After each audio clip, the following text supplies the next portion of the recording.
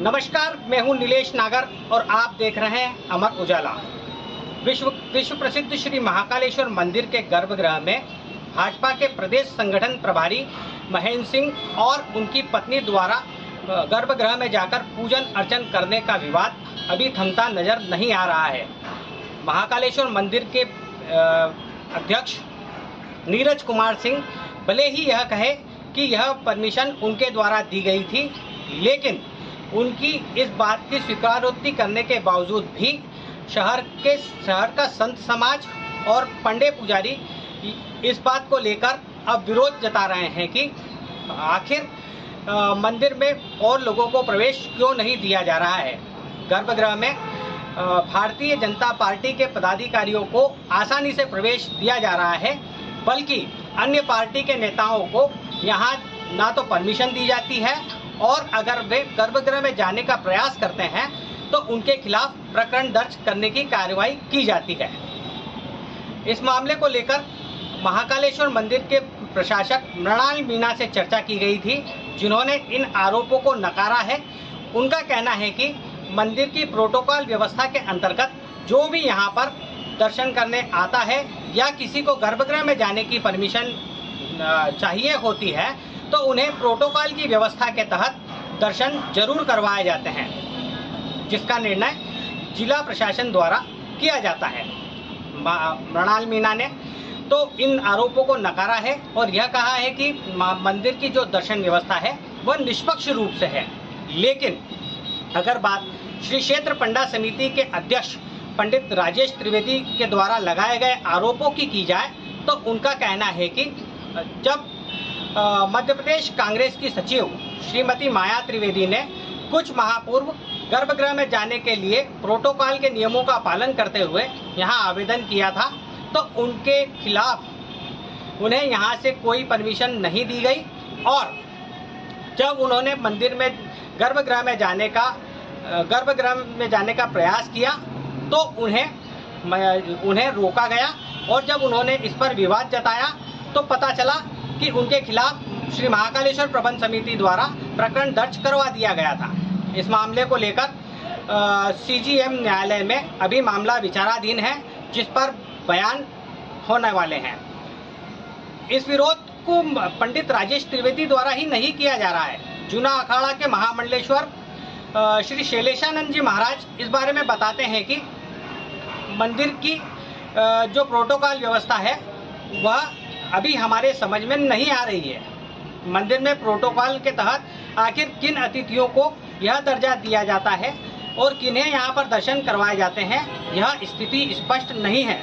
आपने बताया कि कुछ दिनों पहले यहाँ पर एक जज आए थे जिनका प्रमोशन होने के बाद उनकी काफ़ी इच्छा थी कि वे बाबा महाकाल के दर्शन करें और उन्हें छूने के बाद इस बात का आशीर्वाद लें कि जब मंदिर में जब वे मृत्युदंड जैसे कोई फैसले सुनाए तो उनसे किसी प्रकार की भूल न हो जाए।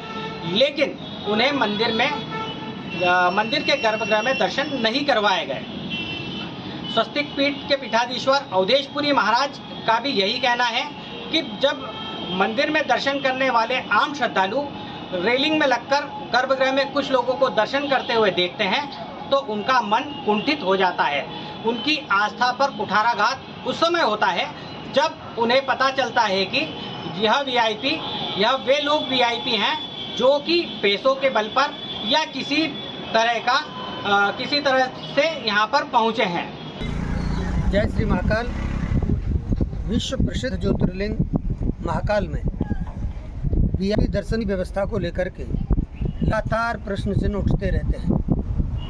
आम श्रद्धालु अपने आप को कहीं न कहीं ठगा हुआ महसूस करता है, अपने आप को कहीं न कहीं बहुत ही एक उदास भाव में पाता है जब वो यह देखता है कि हमारे पास रसूख नहीं है, हमारे पास पैसा नहीं है, हमारी कोई पहुंच और पकड़ नहीं है, इसलिए हम भगवान महाकाल का नज़दीक से दर्शन नहीं कर सकते। क्योंकि भगवान महाकाल सबके हैं, भगवान महाकाल पर सबका बराबर का अधिकार भी है। ये बात मैं बहुत लंबे समय से कहता रहा हूँ। अब वर्तमान समय में भी नई नई तरह की जो घटनाएं वो घटित हो रही है। एक वीआईपी को हम अंदर ले जा करके दर्शन कराते हैं, दूसरे को नहीं कराते हैं, तो भी लोगों में एक इस प्रकार की चर्चा छिड़ जाती है कि आखिर इस प्रकार के भेदभाव क्यों।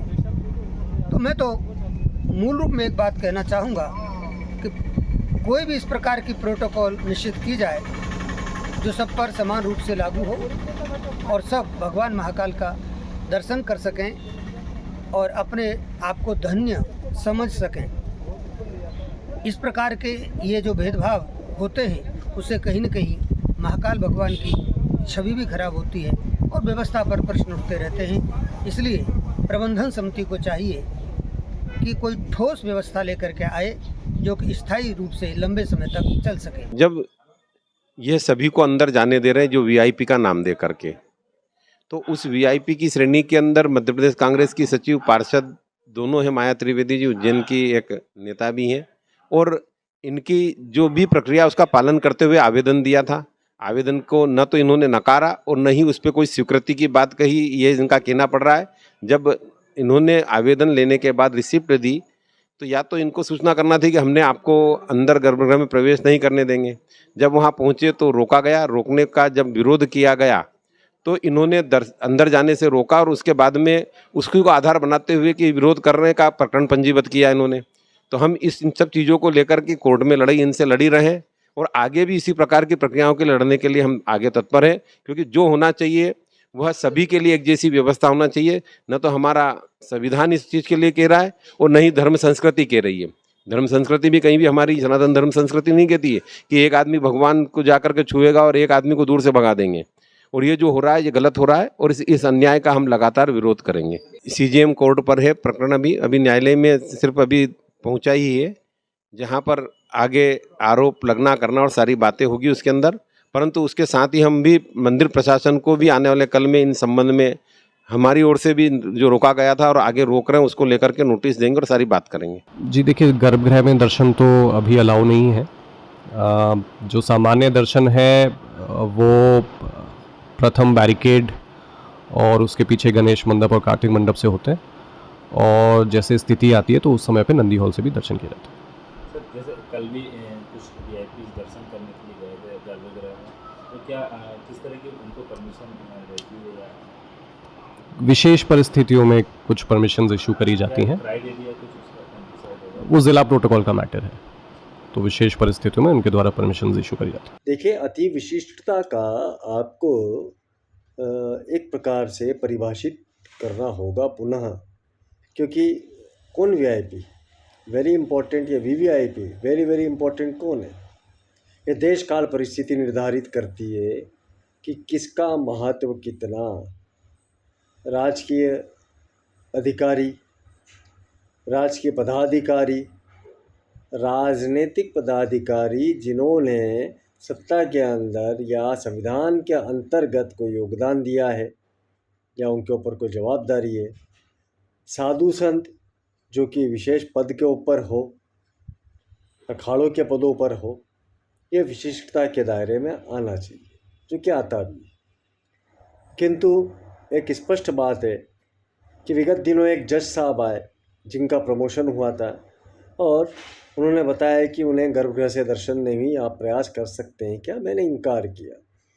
उसका कारण ये, उनका जो जिद का कारण ये था कि ये प्रमोट है और दर्शन करना है इसके लिए, क्योंकि आस्था है वे मृत्यु दंड देने के अधिकारी हो गए हैं।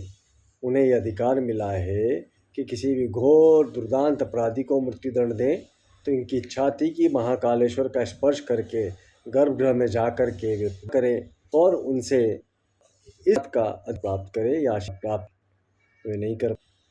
वहीं पर कभी कभी लगता है कुछ बुजुर्ग लोग हमें दिखते हैं जो निरंतर रूप से बहुत दूरी से आए हैं और वो गर्भगृह में जा कर के दर्शन करना चाहते हैं। उनकी आस्था स्पष्ट हो कि वे किस आस्था हैं। वो सामान्य किसी मंदिर का हिस्सा नहीं है, बल्कि वो साधना के अंतर्भाव करते हैं, आस्था करते हैं। तो इच्छा होती है गर्भगृह तक ले जाए, वे नहीं जा पाते, किंतु वे भी विशिष्ट रखते हैं।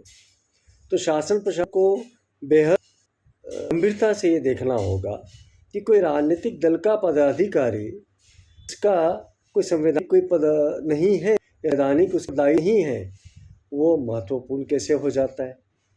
हमने कोविड के दौरान भी कहा है कि आम जनता के दर्शन बनते, किंतु अधिकारी अंदर जा रहे थे, राजनेता अंदर रहे थे, हो उसको अतिरिक्त समर्थ नहीं मिलता कि वे इस बात का अधिकार कि वे गर्भगृह में जाएं, नाग चंद्रेश्वर में चले जाएं या कहीं पर भी किसी भी मंदिर में राष्ट्र के, राज्य के अपने ये उचित नहीं।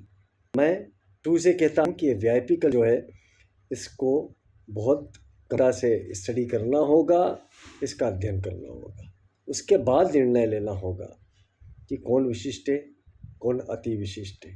अब हम यहाँ पर ये आपको बताना चाहेंगे कि महाकालेश्वर मंदिर की दर्शन व्यवस्था भले ही ठीक होने के बाद उज्जैन के कलेक्टर और श्री महाकालेश्वर प्रबंध समिति के अध्यक्ष कहते हों, लेकिन लगातार इन पर आरोप यह लगता जा रहा है कि मंदिर की दर्शन व्यवस्था निष्पक्ष नहीं है। अमर उजाला के लिए उज्जैन से नीलेश नागर की खबर। अगर आप ये वीडियो YouTube पर देख रहे हैं तो हमारे चैनल को सब्सक्राइब करें और बेल आइकन को दबाना ना भूलें। अगर आप Facebook पर ये वीडियो देख रहे हैं तो हमारे पेज को लाइक करें।